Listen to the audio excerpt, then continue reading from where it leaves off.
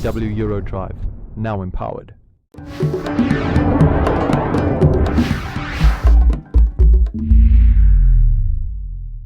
From Creamer Media in Johannesburg, this is the Real Economy Report.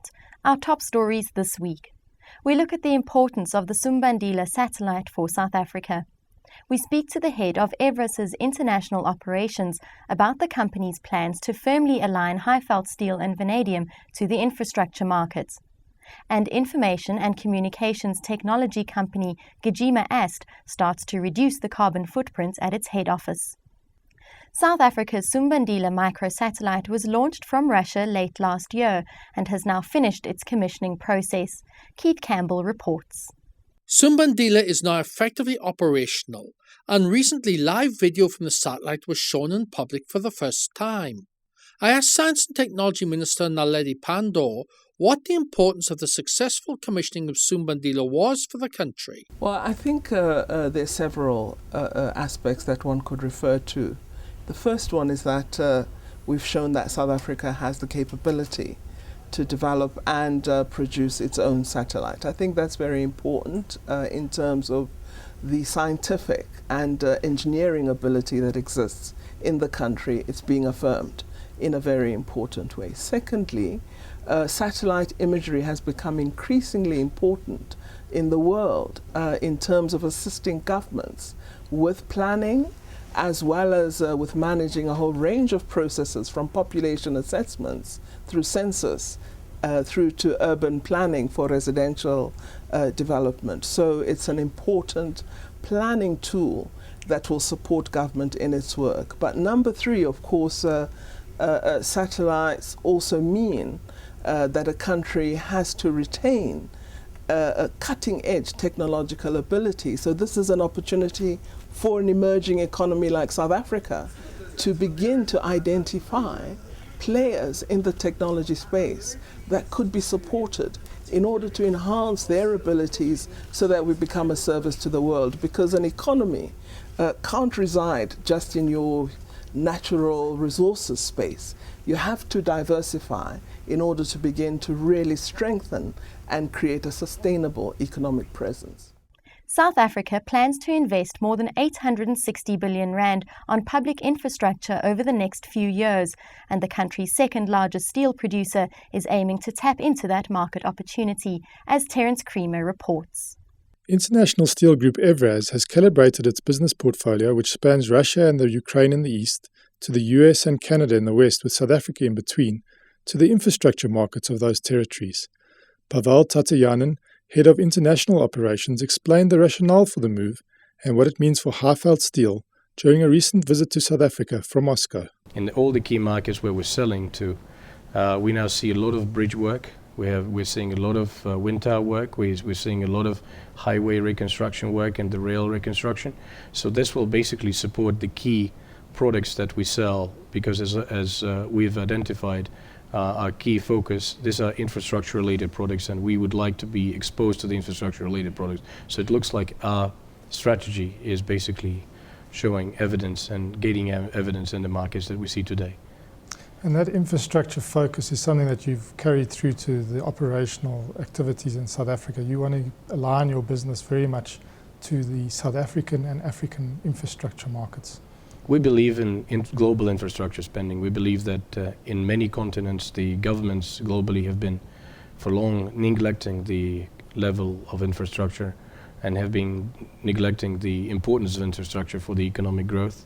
And that is visible in many countries. It's good that South Africa is taking the lead in this infrastructure spending with all the announced projects and the existing evidence of significant infrastructure spending in the past few years. So we would like to align our strategy to this growing infrastructure spending in our leadership position in the structural products and a strong position in the plate market in South Africa will support the view. The focus will remain on making sure that we can deliver as much product as we can to the domestic market with a quality that would be acceptable and that will be desirable by our South African customers. South African ICT services provider GijimaAST has started reducing the carbon footprint at its head office in Johannesburg. Creamer Media takes a look. In order to remain competitive and to maintain our market share, it's important for a company, especially for Gijima, to show that we are environmentally aware, that we are good corporate citizens, and that, you know, apart from that, it's actually got a cost saving involved. That it's something that we feel everybody must know that we're doing. The main goal is to green our entire supply chain, and from cradle to grave. That's the basic, to ensure that everybody is environmentally responsible. We first started by taking the approach of reducing our own carbon footprint, focusing on our own green initiatives before we branch out and assisting the clients in implementing it at their sites. The first thing we did was the easy things, you know, recycling paper, virtualization, consolidation of servers, as well as printers, fax to email that we've implemented throughout the company. Our biggest contribution was the 2 new buildings that we finished in 2008. The building's physical architectural design reduces sun exposure, heat, and glare, while allowing lots of natural light in. The motion sensor triggered lighting system also uses efficient bulbs. There are waste disposal and recycling systems, and the cooling system uses large ice storage tanks where the water is frozen overnight to provide the buildings with a natural air conditioning system. The emission of carbon dioxide from the newly acquired generators is also reduced. And now for a sneak preview of this week's Engineering News magazine. In this week's cover story, we highlight South Africa's low-carbon economy vision through its green industries plan. We report that Kenya has received a $320 million soft loan from Japan to boost investments in the energy sector. And Eskom is expected to sign cogeneration contracts within the next month and will seek to source up to 1,143 megawatts from such sources. And in Mining Weekly this week, in our cover story, we report that while ferrochrome producers are very bullish on future demand, electricity uncertainty has caused the project pause button to be pushed. The 462 million rand cash mining profit of Metarex indicates the growing strength of the formerly troubled diversified mining company. And mining major Gold Fields aims to produce some 60% of its gold from mines outside of South Africa within 5 years. That's Creamer Media's Real Economy Report.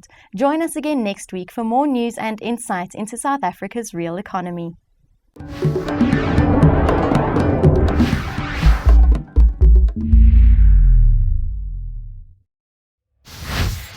Engineering news, not just for engineers.